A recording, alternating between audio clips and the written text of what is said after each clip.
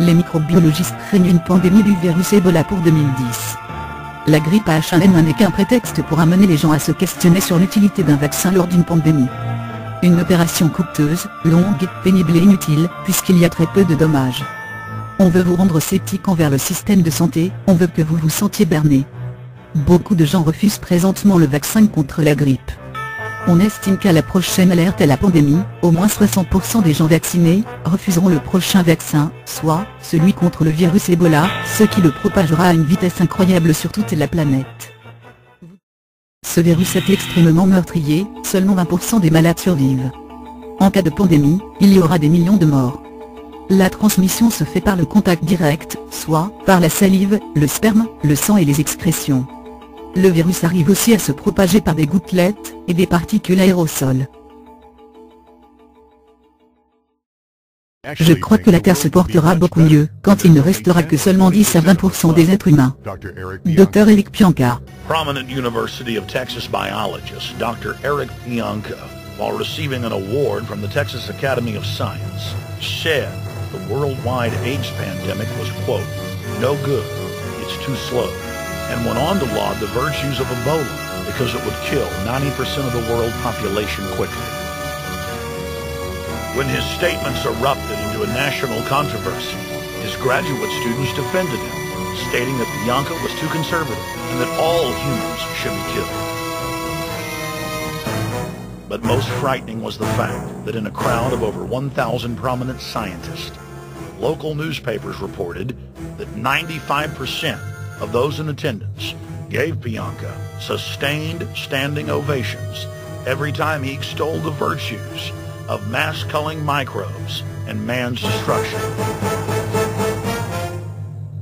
Une chose est certaine, quelqu'un quelque part en veut à l'humanité, et croit de bonne foi, qu'il serait mieux pour la planète que l'être humain disparaisse. C'est notre destin, nous y faisons face, la fin est proche et nous devons le réaliser. Qu'importe le scénario, la fin du monde est inévitable. La pandémie mondiale du virus Ebola est déjà à nos portes. L'évolution du virus dans votre corps, selon Wikipédia. La période d'incubation varie de 2 à 21 jours. Généralement de 5 à 12 jours.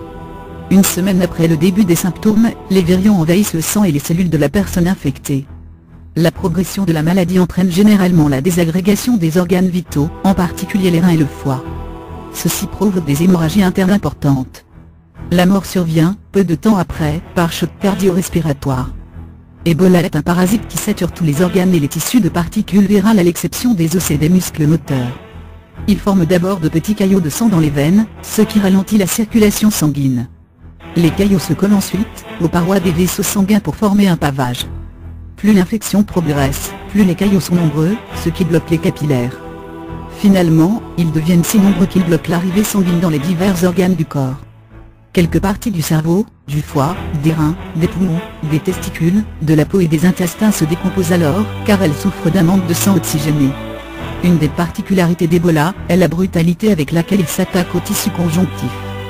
Il provoque aussi des taches rouges appelées pétéchies, ce sont des hémorragies sous-cutanées. Il se multiplie dans le collagène de la structure de la peau. Les sous-couches de la peau meurent, et se liquéfient, ce qui provoque des bulles blanches et rouges dites maculopapulaires. À ce stade, le simple fait de toucher la peau, la déchire, tant elle est amollie. La bouche commence, elle aussi, à saigner. L'hémorragie s'écoule par les glandes salivaires et les gencives. La surface de la langue pèle et s'arrache au cours des vomissements. Le cœur saigne, et les muscles qui l'entourent s'affaissent. Le sang s'écoule dans les cavités cardiaques, et sort du muscle cardiaque à chaque battement de cœur, en immergeant la cavité thoracique. Le cerveau est encombré de cellules mortes et de sang, ce qui provoque un ramollissement cérébral. Le virus déclenche une nécrose rampante, attaquant tous les organes internes, le foie et les reins, étant les plus durement touchés. Le foie vert ou jaune, se gonfle, se liquéfie pour finalement se rompre. Les reins cessent de fonctionner tant, ils sont saturés de cellules mortes et de caillots de sang. L'urée, faute de pouvoir être éliminée, intoxique le sang. La rate n'est plus, quant à elle, qu'un énorme caillot de sang de la grosseur d'une balle de tennis. Les femmes, en plus d'avoir les lèvres bleues et gonflées, souffrent d'hémorragie vaginale massive. Si elles sont enceintes, le fœtus est spontanément expulsé. L'enfant, infecté lui aussi par le virus, met les yeux rouges et le nez en sang. Pour les hommes, ce sont les testicules qui tournent au bleu et gonflent. Leur sperme est infecté par le virus. Après le décès, le cadavre se détériore très vite, puisque la majorité des organes sont déjà partiellement ou complètement morts depuis au moins quelques jours. La peau et les organes sont surchauffés par la fièvre incessante des 2 dernières semaines, et sont parsemés de zones mortes. Endommagés par les convulsions et les tremblements ayant précédé la mort, ils commencent à se liquéfier. Ils sont saturés de particules virales du virus Ebola.